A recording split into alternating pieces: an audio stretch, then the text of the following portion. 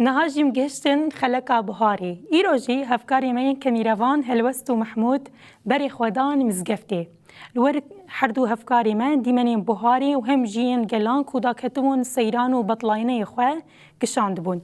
وان دیمنین خوش تماشا بکن.